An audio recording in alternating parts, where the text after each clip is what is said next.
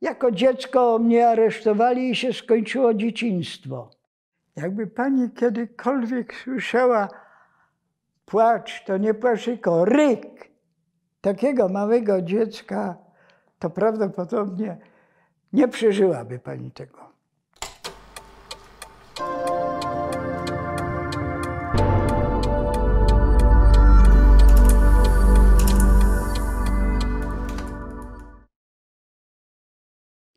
Mój wujek wstąpił do organizacji podziemnej doktora Witaszka i był łącznikiem swojej mamie, a mojej babci zawsze mówił dokładnie. Zresztą pociągi chodziły bardzo dokładnie. W dniu tym i tym o godzinie tej i tej będę w domu. I to było wiadomo. I w tym dniu, kiedy miał wrócić z Łodzi, przyszła rano policja. Tu nasza mosińska policja i Osiąkowskiego. A babcia mówi, że pojechał do narzeczonej i dzisiaj wróci i będzie.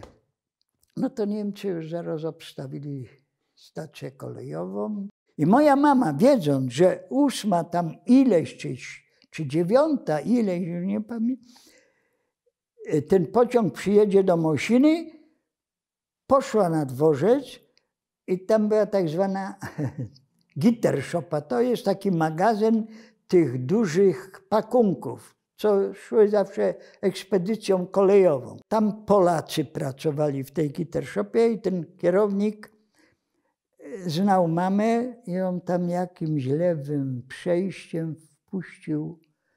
Bo tak to były, na peron nikt nie wszedł, bo to było wszystko zamykane. Wpuścił ją na peron, że jak pociąg się zatrzymał, wujek wysiadał z wagonu, to mama mówi: Czechu, policja na ciebie czeka, jedź dalej, uciekaj. A on rzekomo mamie odpowiedział tak: ja nikomu nic nie zrobiłem i nie mam przed kim uciekać. I po południu o godzinie 16, to pamiętam już, przyjechało gestapo i z Poznania aresztowali go. I został w Poznaniu, ale niedługo. Aresztantów przewozili z Fortu 7 z Poznania do Wrocławia osobowym pociągiem, w osobowych wagonach.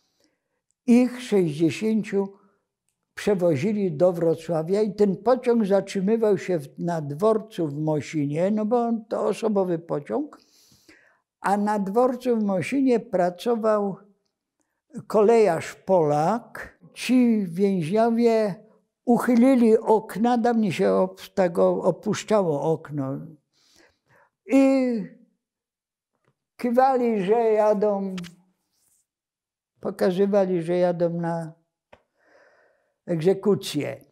I tam poznał ten pan papież, tak się nazywał, poznał mojego wujka też w tym oknie. I jeszcze tam 2 czy 3 mosiniaków. Jak pociąg odjechał, to on, wiedząc, jak długo osobowy pociąg jedzie z Poznania do Wrocławia, odczekał te godziny i później po linii kolejowej zadzwonił do dyspozytora do Wrocławia z zapytaniem, gdzie odesłano ten wagon. Bo dawniej wagony były numerowane z numerem takim i takim i trafił na paskuda. Odpowiedział: jak chcesz tam iść z nimi, to zaraz pójdziesz.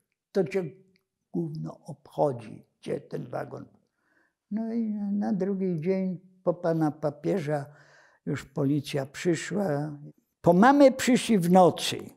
I ani ja, ani mój młodszy brat, my nic nie wiemy, że mamę aresztowali. Tak spaliśmy. Bo to z naszego mieszkania nas aresztowali, Rynek 16, a dziadków Poznańska 4. Mama jedynie tego policjanta, który po nią przyszedł, prosiła, żeby obudził sąsiadkę i żeby się nami zaopiekowała, jak się rano przebudzimy. No i on poszedł na to. Zgodził się. Obudzili tą sąsiadkę, obok mieszkała. Rano myśmy się obudzili z bratem, mamy nie ma. No czemu nie ma? Gdzie by mama? Mama nigdy sama nie poszła nigdzie. I na to wchodzi sąsiadka. A gdzie jest mama? Mama pojechała do Poznania. Tak nam odpowiedziała. O, to idziemy do babci. I się ubieramy i idziemy do babci. Nie, do babci nie pójdziecie, bo babcia z dziadzią też pojechali do Poznania. No to zostajemy w domu, godzina 8, wchodzą dwie Niemki, zakładają nam na szyję takie tabliczki z nazwiskiem i zabierają nas. Przyprowadzają do takiej sali tu w Mosinie, zresztą do dzisiaj stoi, już sprzed wojny widowiskowej, dużej sali, bo tu był ten punkt zborny. Tu wszystkie 53 dzieci tu przyprowadzili i tu żeśmy czekali, aż nas zabiorą do Poznania na gestapo. Były dzieci, 3 dzieci było takie, co miały po 2,5 roczku. Te maluchy jak ten Marek, jego siostra i jeszcze, to tylko płakali, nic więcej. My też z bratem. No to ja oczywiście byłem już stary koń, miałem przecież 8 lat. W północy byliśmy w Łodzi na dworcu. Tam stały znowuż 2 samochody ciężarowe, załadowali nas i zawieźli na teren obozu. I tam nas położyli po 2 na jednej pryczy. Nikt się nam nie zapytał, czy chcielibyśmy chociaż się wody napić, czy co. Nic. Ten biedny Mareczek, jeszcze dzisiaj słyszę jego płacz. Jak on płakał, on nie ze strachu płakał, tylko z pragnienia i z głodu. No przecież jak od rana dnia poprzedniego nie zjadł nic, no to 2,5-letnie dziecko, wszystkie dzieci płakały. Okropnie było. Mosińsko-poznańska grupa to była jedyna grupa polityczna, która była, dzieci były aresztowane po linii politycznej. Bo tam byli wszyscy, tam i złodzieje, i prostytutki małoletnie, tam wszyscy byli. Któreś dziecko na wolności poszło do ogródka albo na drzewko, zerwało gruszkę i Niemiec zgłosił to na policję, no zabierali do obozu. Maluchy wszystkie były, ja między innymi zaraz te pierwsze tygodnie, 2 pewno, to byliśmy razem. Natomiast już jak ja 8 lat miałem skończone, to już się nadawałem do roboty, to zaraz mnie odseparowali. I zaraz mnie dołączyli już do kompanii gospodarczej. Było trzeba utrzymać na całym obozie porządek. W pralni było trzeba napompować pełne kotły wody.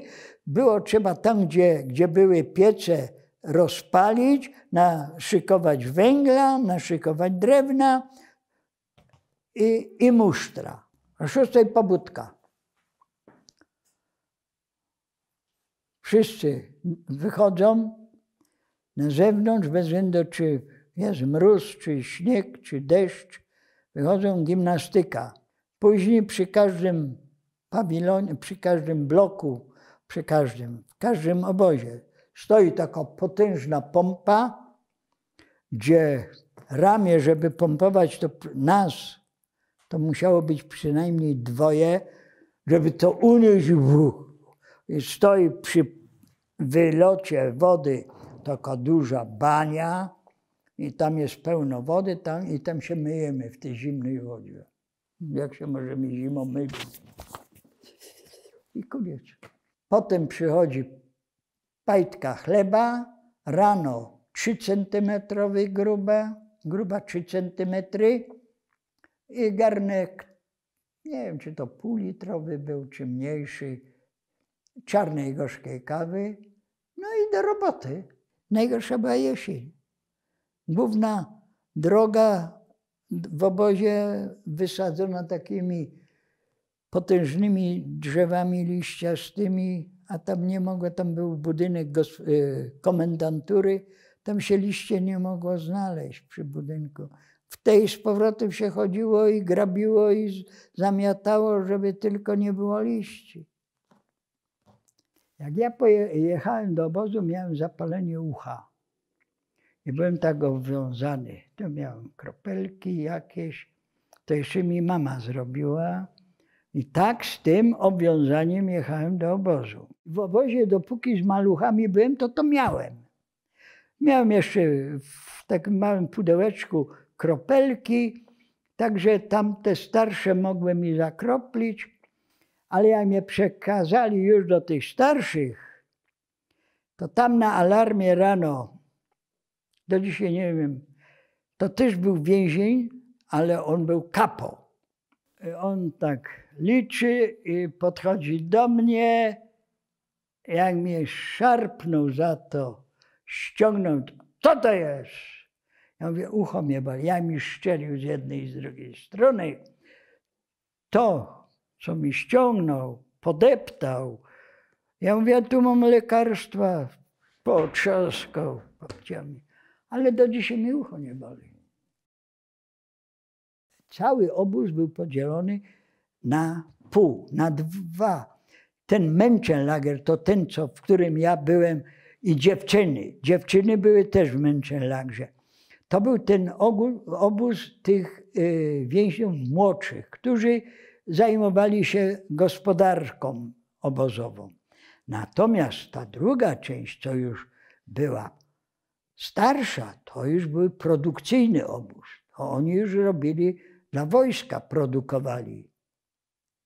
I oni już mieli normy wyznaczone i tam już był rygor inny, jeszcze gorszy. Tam jak nie wykonał normy, to albo nie dostawał kolacji, to znaczy pajtki chleba na kolację, która tylko wynosiła 2 centymetry grubości, albo czasem nie dostał śniadania, to znaczy 3 centymetry pajtki, bo musiał tą normę wykonać.